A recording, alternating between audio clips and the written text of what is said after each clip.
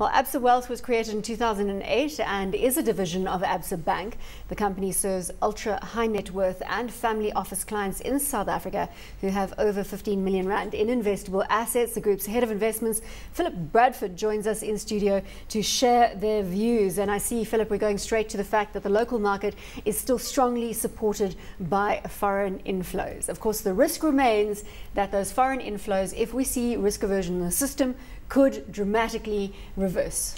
Well, it's an interesting point, Bronwyn, because I think you've got different types of inflows coming into the South African market at the moment. Obviously, we focused a lot on what was happening last week from a news perspective, and you saw some risk aversion and you saw some money disappearing in the shorter term. But we did see that across emerging market bonds in general. There was a bit of a sell-off. But broadly, there are still some underlying macroeconomic factors that are likely to result in portfolio flows to continue for years to come. First, the inclusion into the World Global Bond Index is likely to see a consistent inflow into our market, which is actually very positive in the long term. Secondly, what's happening from a macroeconomic perspective in Europe, as long as the European central body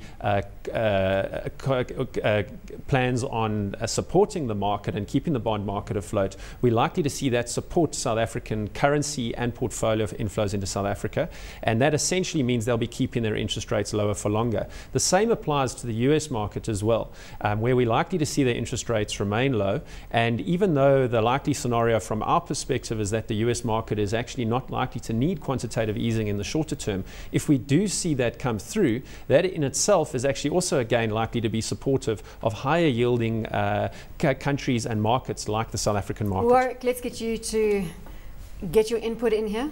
Yeah, I mean, that's an interesting one. Of course, yes, if you on the face of it, if you have quantitative easing, that's going to be positive for stocks. But of course, in an environment in which we thought we saw the US improving, to actually need quantitative easing it's a bit of a double-edged sword, to be honest.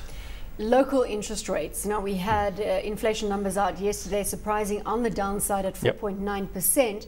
That obviously augurs well for interest rates on the local front. Are you expecting or anticipating another cut before the end of the year? The likely scenario is for another cut. The point is that the Reserve Bank governor is seriously watching what is happening in the global environment. So despite the actual local inflationary environment allowing space for interest rates to be cut further, if we do see trouble in the global environment, it'll give her more room to cut rates further.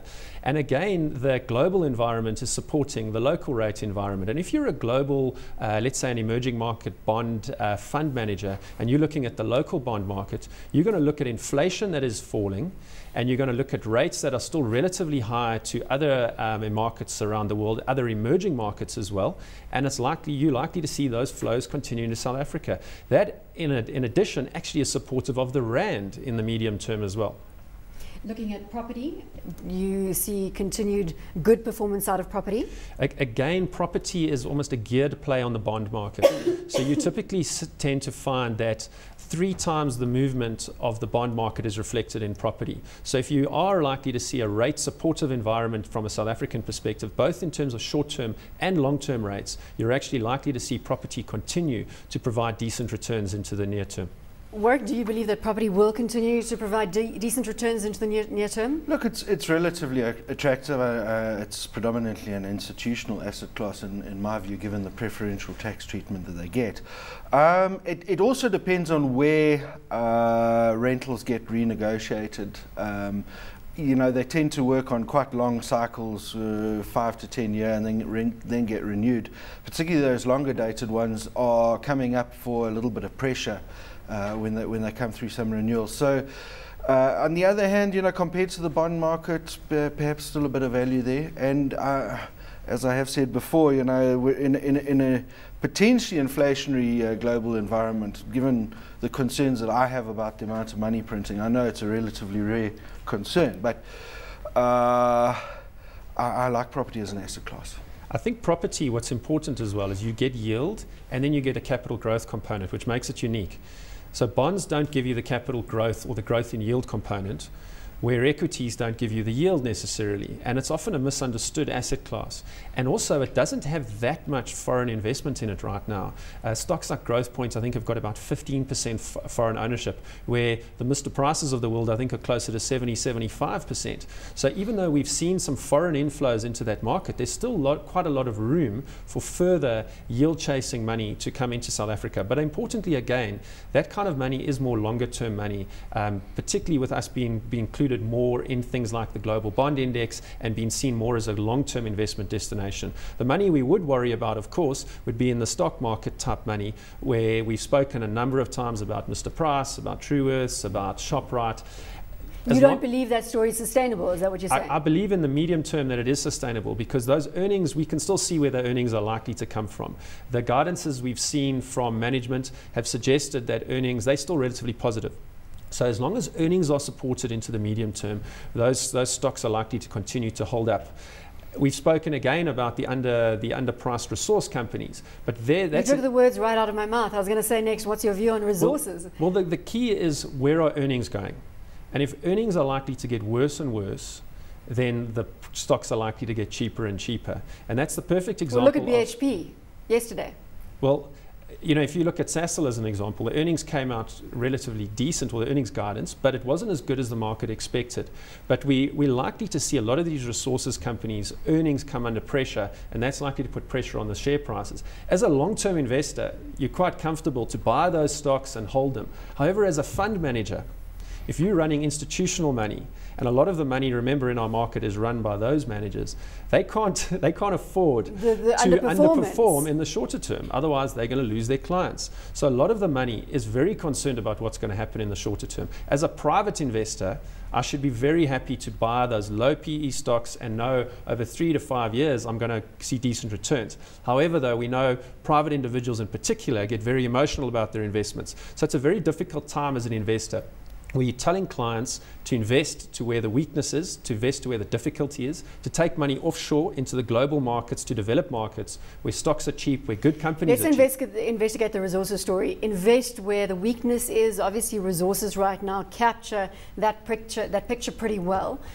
Are you investing in resources? Are you accumulating? I can't speak today.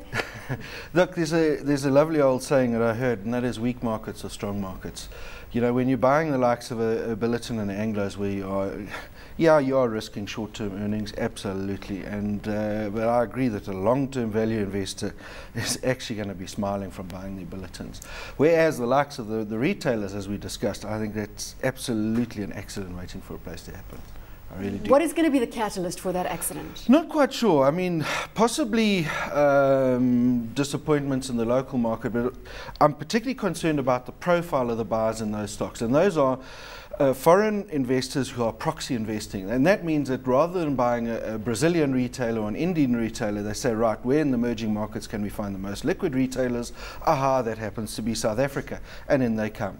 And as was pointed out, yes, I mean, shareholding levels of 70 to 75%. Now, in my book, that's not smart money, that's dumb money. But Warwick, you could be sitting on the sidelines continuing to see that retail story going through the roof and continuing to say this is dumb money, but how they're making money and you are underperforming. They haven't sold yet. And a value investor has a lonely life. Philip, back your story on the retail side of things. You effectively saying hold on to the stocks, industrials in particular, you wouldn't let go now. Definitely not. Not for probably the next 12 months or so. You will get an indication when you do see earnings start to turn around that it'll be time to not be in those stocks anymore.